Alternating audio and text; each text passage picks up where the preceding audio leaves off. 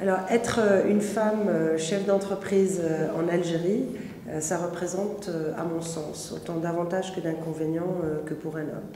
Certes, ça doit être différent en dehors d'Alger, mais pour ce qui est de mon expérience personnelle à Alger, j'avoue que ça a plutôt été un avantage souvent face à des services administratifs et lorsque je rencontrais une certaine lourdeur ou certaines difficultés ou certaines lenteurs, les gens ont été extrêmement à l'écoute et m'ont accompagnée. Donc j'ai considéré que c'était plutôt un avantage. Peut-être qu'avec moins d'expérience, pour des personnes beaucoup plus jeunes et en dehors de la capitale, je n'ai aucun doute que ça doit être très compliqué, surtout pour des personnes qui recherchent des financements ou qui recherchent des actionnaires potentiels qui pourraient s'investir avec eux. Mais jusqu'à ce jour, alhamdoulilah, je dirais que ça a été plutôt un avantage pour moi d'être une femme entrepreneur en Algérie. Bonjour. Tu vas bien? Ça va très bien. Ça va. Alhamdoulilah, merci. La discussion de cet après-midi, c'est pour revoir le budget ensemble, le valider et revoir tous les objectifs commerciaux. Donc 2017, la mise en place, 2018, c'est comment parfaire notre stratégie. Au programme de formation, par rapport au coach, comment ça va se passer cette année? Déjà, il y a une prochaine certification qui va se faire au mois de... C'est ça. Donc, qu'est-ce qu'on a dépensé par rapport au oui, un retour d'information et d'expérience. Parce qu'il y a eu une première réunion, il y a eu un travail qui est... Je parle aujourd'hui de l'expérience avec Lamia Khoudia, qui nous a énormément aidés en tant que groupe et surtout personnellement. Donc personnellement, il est important de savoir qu'un chef d'entreprise se retrouve souvent seul dans une solitude quasi effrayante de pouvoir prendre de grandes décisions.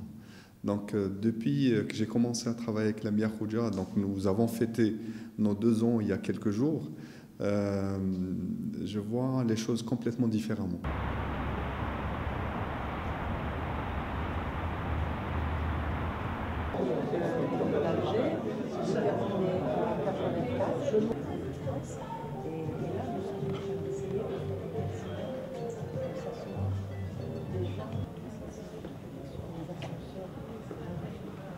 أنا نظن بالنسبة للمقاولاتية أنا يعني كامرأة أولاً وكمهندسة ثانياً وكمقاولاتية ثالثاً.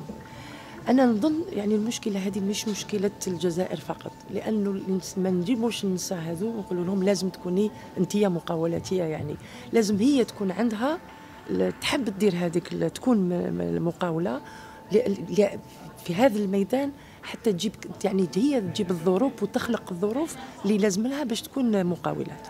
ممكن احنا في المقاولاتية في الجزائر يعني تشوف النساء في كامل الأطوار، يعني تصيبها ممكن صغيرة وممكن يعني في متوسط العمر وممكن حتى يعني 70 سنة 60 سنة تلقاها مقاولاتية وعندها يعني ناس يشتغلوا معها.